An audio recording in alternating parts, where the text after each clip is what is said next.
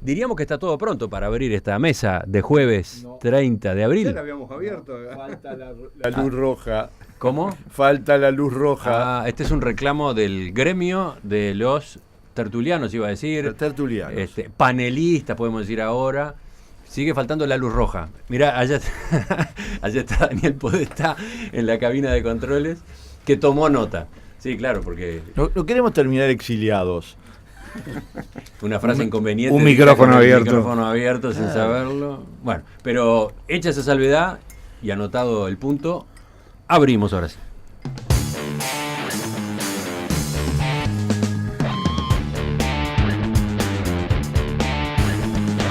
Saludos para quienes nos acompañan en la mesa. Hoy jueves, saludos para Carlos Ramela, buen día. Buen día, ¿qué tal? Esteban Valenti. Buen día, querido. Este es el hombre que habla en representación del gremio. Sí, exactamente. Bueno, es el tema. Es el único tema que nos unifica. ¿Se robó la representatividad? Es el único tema que nos unifica al sindicato. Fernando Butazzoni, buen día. Buen día. Y Rodolfo Saldain, que vuelve hoy como invitado. ¿Qué tal, Rodolfo? Buen día. Al mal tiempo en la ciudad de Buenacara. Sí, no es tan mal tiempo, ¿no? Que llueva. El agua está haciendo falta. Que llueva mucho más. Sí. De acuerdo. Y además tampoco ha llovido tanto. Está mojado el pavimento y poco más, ¿no? Anoche cuando me di cuenta que caía agua, que se escuchaba el ruido de lluvia, ¿qué fue? De nochecita, ¿no? Sí, de noche. Tuve que salir a comprobar que era cierto. Te sentías un hombre azul del desierto. Vamos al primero de nuestros temas. Ayer y anteayer tuvieron lugar paros organizados por los gremios de actuarios y funcionarios judiciales en reclamo de esas mejoras salariales que tienen su origen a su vez en la ley de presupuesto del año 2010, la que incrementó el sueldo de los ministros del Poder Ejecutivo. Estas medidas fueron el episodio más reciente de un conflicto que ya lleva varios meses y que viene generando problemas graves en el funcionamiento de la justicia. De esto hablaba, por ejemplo, ayer el presidente de la Suprema Corte, Jorge Chediak, en declaraciones a BTV. Al, en principio, no notificarse oficios, medida que aparentemente se morigeró a partir del mes de febrero, y no hacerse notificaciones ni citaciones, todos los expedientes, salvo los urgentes, salvo la materia penal y la materia de violencia doméstica, han quedado trancados, porque sin esas notificaciones no puede continuar el giro de los expedientes. Entonces, en cada una de las tres instancias judiciales, primera instancia, segunda instancia, tribunales de apelaciones y la Corte, se ha producido una tranca de esos expedientes que en el momento que se levanten las medidas va a provocar un cuello de botella cuando se reinicie toda esta actividad, y ese cuello de botella, ese tránsito de expedientes acumulados de una instancia a otra, va a llevar meses para lograr metabolizarse por el sistema y volver a un funcionamiento normal de todo el Poder Judicial. Carlos, tú justamente querías empezar hablando de esto. Sí.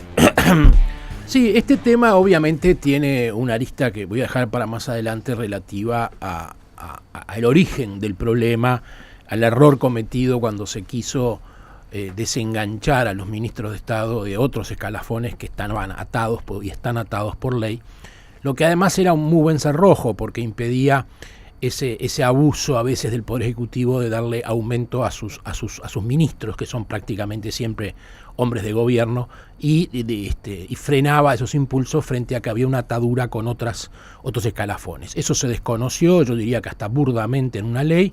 Después se trató muy mal, se quiso solucionar un poco a prepo, al estilo Mújica, y el conflicto ha seguido. Pero lo que más me preocupa y me alarma, y lo he señalado ya en otros ámbitos, es la absoluta insensibilidad del Uruguay todo frente a un conflicto que lleva prácticamente 8 meses. Porque como dijo recién ahí el integrante de la Suprema Corte de Justicia, prácticamente, salvo cosas urgentes, materia penal, violencia doméstica y alguna otra cosa, la justicia está prácticamente paralizada. Y está paralizada hace 7 u 8 meses y nadie ha levantado la voz ni nadie ha hecho una exclamación de la gravedad que correspondía. Lo que para mí es un síntoma clarísimo de la insensibilidad cívica y democrática que tiene el Uruguay hoy. Hay un poder del Estado, nada menos que la justicia, que está paralizado. Han pasado casi 8 o 9 meses del comienzo del conflicto y prácticamente las cosas han seguido. Ahora nos dicen que es muy grave y que el día que se arregle va a haber un gran embotellamiento. El día que se arregle. Pero mientras no se arregla, llevamos meses y meses sin justicia. La indiferencia general de los uruguayos es muy grave, porque parecen no advertir que la democracia tiene algunas bases inevitables. Pero la peor indiferencia o la peor ignorancia del problema es de los dos gobiernos sucesivos que lo han padecido, el de Mujica y el de Tabaré Vázquez ahora, que no lo toman como algo urgente, como es una cosa realmente imperiosa, lo toman como un tema más que vamos a solucionar algún día, y mientras no hay justicia en un país y por ende no hay república y no hay democracia. ¿Los demás también están preocupados? ¿Qué dice Fernando, por ejemplo? Sí, yo estoy preocupado, pero no sería tan extremista o tan radical en cuanto a decir que en el país no hay república y no hay democracia. ¿Estás llamando extremista a Carlos? No, para nada. No, digo que son... No, a ver, no busques... No siembres cizaña. No es la primera vez. No es la primera vez que yo siembro cizaña. No, lo que quiero decir es que yo creo que... A ver, cada uno puede ver esta problemática de acuerdo al ángulo desde el que se instala. Yo creo que acá hay una problemática que es muy seria, que en definitiva todos tenemos una cuota de responsabilidad en esa especie de desconocimiento, yo no lo llamaría insensibilidad, desconocimiento general de la ciudadanía. Creo que los propios funcionarios o sistema en conflicto también la tiene esa responsabilidad en cuanto a que los mecanismos de divulgación, de agitación, por decirlo así, contribuyen al conocimiento de la situación y contribuyen a que haya un mayor nivel de atención y de focalización sobre el tema.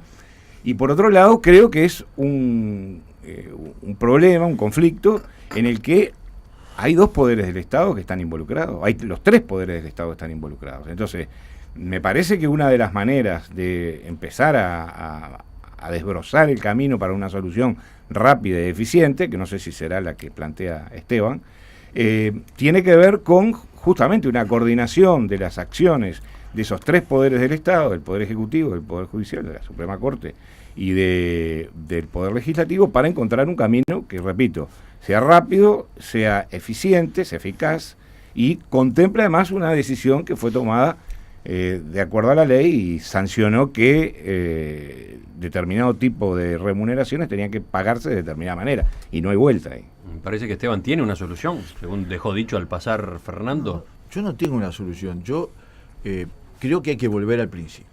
Es decir, tú comenzaste presentando el problema, hay una norma que es correcta, que es la norma que estableció para darle dignidad a la Suprema Corte de Justicia, que le correspondía el mismo salario que a los ministros. El gobierno de Mujica quiso hacer una cosa que me parece justa, que un ministro gane lo que gana un senador, no es una locura, no es un gesto al contrario, me parecía absolutamente normal. Eso desencadenó un proceso inevitable porque atado a los sueldos de los ministros de la Corte está todo el Poder Judicial.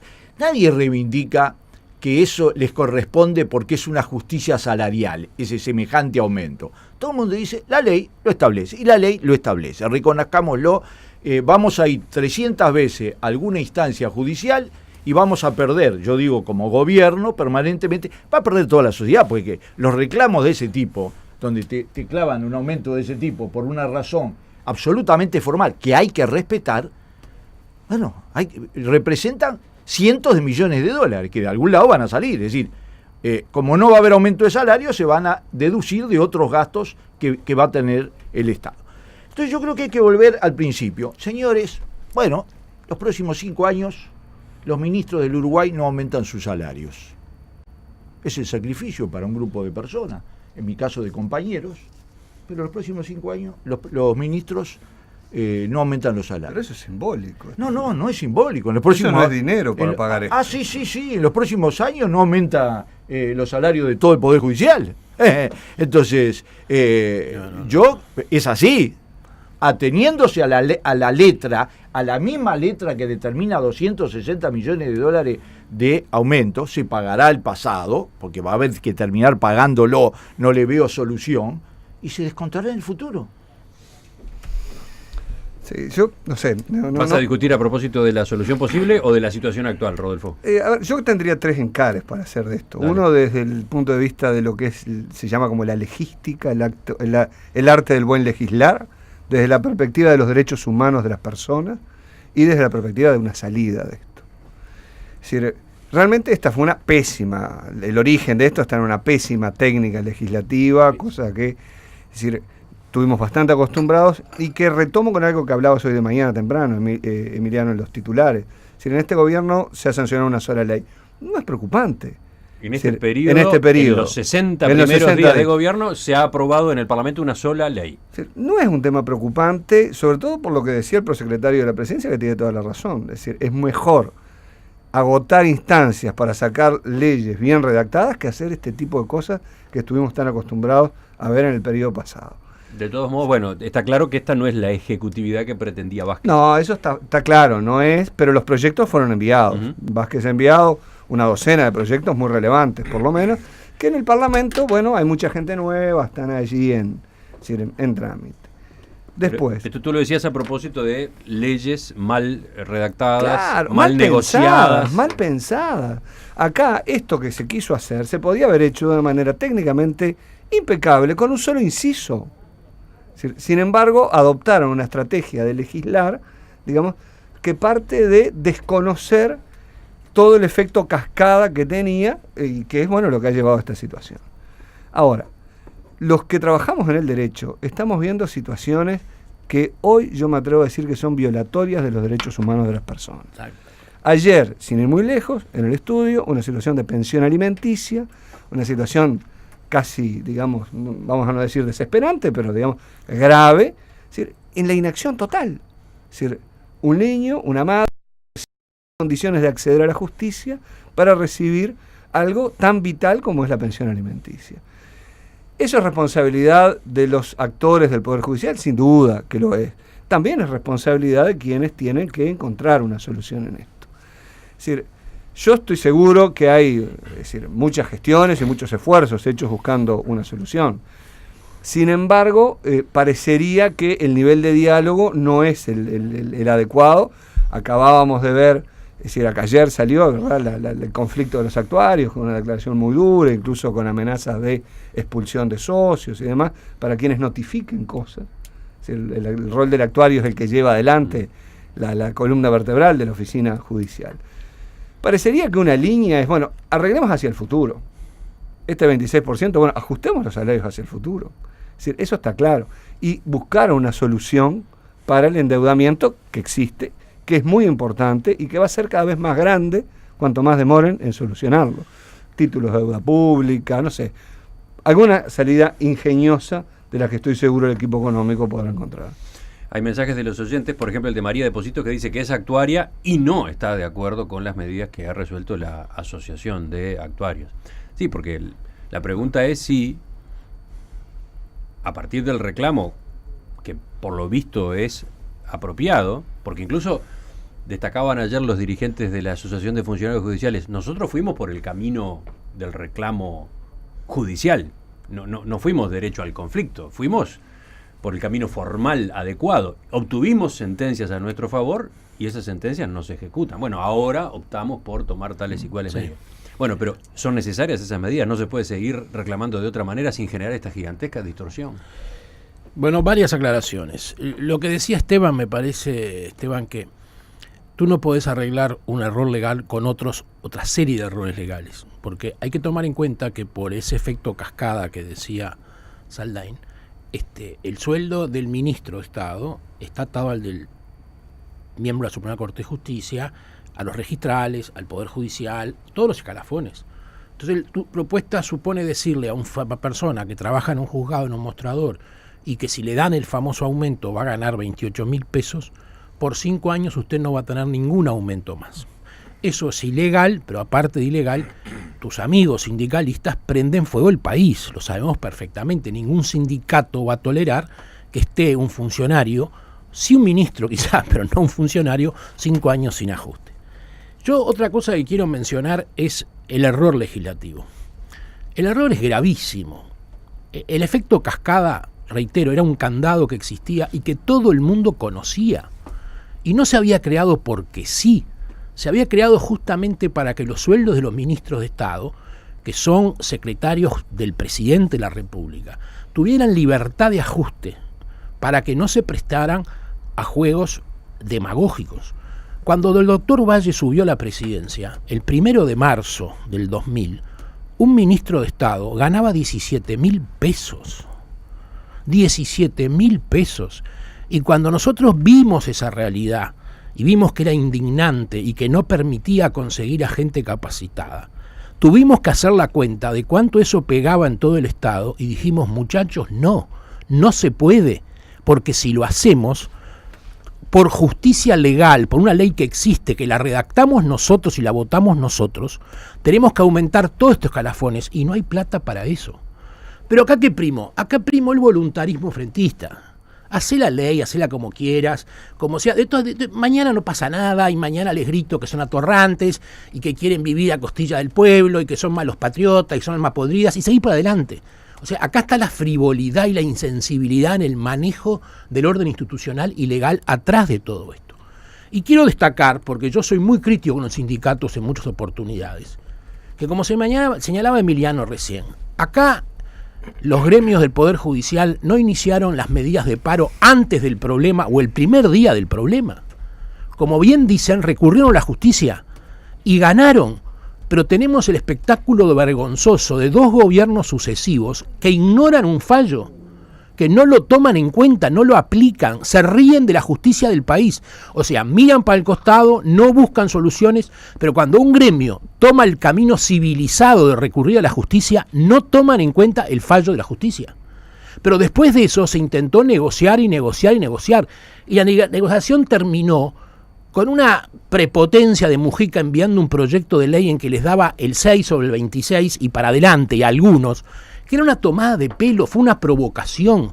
O sea, esto demuestra una vez más que los que se llenan la boca diciendo que quieren proteger a los más desvalidos y los compañeros, y que hay que ser solidario, y que hay que ser bueno y tierno, como un abuelo en funciones, son unos mentirosos.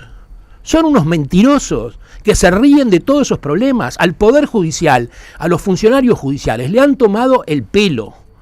Y el Poder Judicial, los funcionarios judiciales han reaccionado, y me perjudica personalmente este paro porque, como decía Rodolfo, tengo clientes que hace 8 meses que me dicen, pero doctor, no puede ser que este expediente no se mueva, y le tengo que decir, sí, ese es el Uruguay de hoy, pero esto no sale en la prensa. No sale en la prensa, pero es verdad. A pesar de todo eso, tengo que decir que en este caso los sindicalistas han actuado con prudencia y ponderación. De todos modos, dice un oyente, a propósito de su discrepancia con las medidas, yo no puedo exigir mis derechos impidiendo el ejercicio del derecho de otro. Que se lo digan al PIT-CNT, que se lo digan a los que ocupan todo el primer día de una medida. Esta gente hizo un juicio, ganó, pensó que estaba en un Estado de Derecho, que le iban a cumplir el juicio, se rieron del juicio y bueno, y ahora dicen tomo medidas.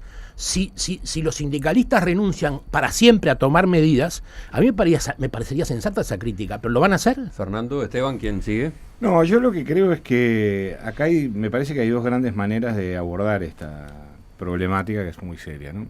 Primero, despojando, me parece, ¿no?, que hay que despojarla de subjetividades personales o de juicios subjetivos sobre la conducta de quienes de un lado y del otro han llegado a esta situación. Digo de un lado y del otro porque también la asociación de judiciales, los registrales, los actuarios, cada uno ha operado en este. Entonces, si yo me pongo a evaluar subjetivamente las conductas, las intenciones, me parece que, o del gobierno, si me pongo a evaluar sus conductas y sus intenciones, me parece que lo que voy a hacer es trabar aún más las posibilidades de solución del conflicto. Entonces, me parece que hay que encontrar un ámbito objetivo en el que se establezca una situación y, repito, se busque en conjunto.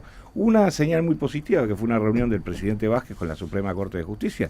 En esa reunión surgió el problema, se planteó, los 2 poderes del Estado, digamos, expresaron la necesidad de resolver el problema y el estudio de la situación. Eso pasó hace un mes, es decir, yo creo que es una situación muy seria, muy grave, pero también ameritaría buenos gestos de todas las partes. Yo creo que, como todos los temas que se produzcan de acá para adelante más o menos importantes, van a tener obligatoriamente un balance de parte de algunos panelistas y de parte de algunos integrantes del mundo político absolutamente tremendistas, absolutamente responsabilizantes. Yo digo que el proyecto de Mujica, del gobierno, era que efectivamente había una distorsión en las remuneraciones del Estado entre ministros que tienen un nivel de responsabilidad y legisladores que lo tienen, pero no tienen la misma exigencia. Entonces, se trató de contemplar eso. Eso tenía una consecuencia que la tiene, porque una tras otro los fallos del Poder Judicial a todos los niveles le dan la razón, porque es muy difícil no dársela, ese es el problema. Es absolutamente así. El objetivo Entonces, es loable, pero ahora tenemos mal. un problema, sí, está bien, pero ahora tenemos un problema, y es que vamos a tener una distorsión para atrás, con una deuda de 200 y pico millones de dólares, y para adelante, porque cada vez que vos tengas un aumento, vos partís de que tenés en un núcleo de 3.000, 4.000 funcionarios, un aumento absolutamente desproporcionado al resto de la administración pública y al resto del país. Vos empezaste con un aumento de 26% por encima de la inflación, que no lo tuvo nadie en este país, vamos a entenderlo claro, que nadie lo reclama por un problema de justicia, simplemente por un problema legal, y yo creo que estoy convencido que como vamos a terminar pagando, de alguna manera vamos a terminar pagando, porque este es un Estado de Derecho, y lo fue durante los 5 años pasados, más allá de que hay cosas que también importa discutir desde el punto de vista moral, también importa discutir desde el punto de vista de la moral colectiva. Cuando vos te agarrás de esto y tenés un sector que se agarra de esto y está dispuesto en algunos sectores a ir al paro, etcétera, etcétera, hasta distorsionar el Poder Judicial, es una realidad. Bueno, yo creo que volviendo pero a la decís legalidad... a propósito de la objeción que te planteaba Carlos a la idea que tú formulaste? Pero que yo creo que... es tan fácil decirle a los funcionarios, sí, está bien, le damos el 26%, pero de Pero ahora en adelante no van a tener esto es su ajustes misma porque los lógica. ministros no van a tener ajustes. Es su misma lógica, es decir, la misma lógica con la cual vos recibís el 26, en el futuro te vas a adecuar. Si no, a ver, va a pasar lo de los porteros del Banco Central. Dentro de 10 años los funcionarios judiciales van a ganar el triple de lo que es la media, porque es aumento sobre aumento. Entonces, yo creo que una solución para el futuro hay que buscarla. ¿No es esta? Bueno, busquemos otra. En las próximas rendiciones de cuenta no se tendrán en cuenta, pero para eso hay una realidad. A ver, no hay ningún sector del Estado que está vinculado al sueldo de otro sector del Estado. Ese es el problema. Rodolfo. Entonces, si no parás eso, no podés negociar. No digo que en 5 años no tengas aumento, pero que vayas bajando en proporción, por ejemplo, a una escala que te lleve, no digo a la situación inicial, porque no va a ser, pero en 5 años podás llevar los funcionarios a que dentro de 10 años en esta misma mesa, si existe, haya gente que diga, pero ¿cómo? Un director de un hospital gana la mitad que un funcionario registral. Porque va a pasar. Porque si uno proyecta los aumentos, va a ver que dentro de 10 años va a pasar eso. Y bueno, y los ministros de Estado, compañeros, etcétera, en una actitud que yo creo que tendría que ser, no tenemos aumento. ¿Qué vamos a hacer? Sí, yo no veo muy por ahí la solución, pero de todas maneras creo que hay que poner un punto, regularizar la situación hacia futuro. Me parece que eso sería un elemento que descomprimiría la situación. Sin duda. Y sentarse a negociar de qué se hace con una deuda que existe. Es decir, hay alternativas que pueden instrumentarse a través de diferentes tipos de, que no implican necesariamente un desembolso inmediato, que hay que pensar una salida de esas características. Cortar el crecimiento de esa deuda, regularizar hacia el futuro y negociar la deuda hacia atrás, la forma de pago. Desde la audiencia llegan mensajes, unos cuantos, incluso llegan mensajes de otras tertulias. Nos siguen sin llegar a nosotros los mensajes. Y otras mesas. Bueno, como ustedes quieran llamarlas. Porque sos sindicalista, nos siguen sin llegar los mensajes. Ahí están negociando reclamos. Sindicatos también. Bueno, Oscar, que es Oscar Sarlo, le dice a Ramela que en el año 1986 el Uruguay estuvo casi 50 días corridos sin justicia por culpa del veto de Sanguinetti al presupuesto judicial. ¿Qué pasó? En ese caso no hubo sensibilidad del Poder Ejecutivo y luego también hubo muchos días más de huelga. No me acuerdo cómo fue el episodio, pero el veto... hubo un conflicto muy grande en el esa veto época, del sí. Poder Judicial es un instrumento previsto en toda la normativa legal y aplicable. Acá Sarlo debería saber de que estamos hablando de una ley mal hecha y mal votada. Entonces, Sarlo, que es un hombre del derecho, por lo menos yo eso creo, y lo respeto muchísimo, no nos puede decir acá que hay una norma vigente, pero que hay que ignorarla. Lo que hizo Sanguinetti fue ejercer el veto, que es todo su derecho. Acá lo que hicieron fue una norma mal estructurada, mal votada, a pesar de que fueron advertidos de los problemas, como siempre se pasaron por arriba de lo que debe ser la normativa o la preparación de la normativa legal, y cayeron en este error. Acá lo que está en juego es la vigencia del Estado de Derecho y el respeto a una ley que nadie puede desconocer. Fernando. Y además, perdón, una cosa, 56 días no son 8 meses. Acá llevamos 8 meses sin que haya habido un avance de ningún tipo. Un apunte nomás. Normativas legales mal hechas ha habido siempre. Es más, hace 72 horas la Suprema Corte, integrada alternadamente, declaró inconstitucional un artículo de un código penal, del delito de asonada. Es decir, yo lo que creo que hay que ubicar las cosas en su justo término, en su justa medida. Yo no sé cuánto, no soy abogado, no sé cuántos años hacía que el delito de asonada estaba integrado al Código Penal. 34. Bueno. 34. ¿Qué va? Código rojo. Entonces, yo creo que las cosas hay que ubicarlas en su justa perspectiva. 9:32.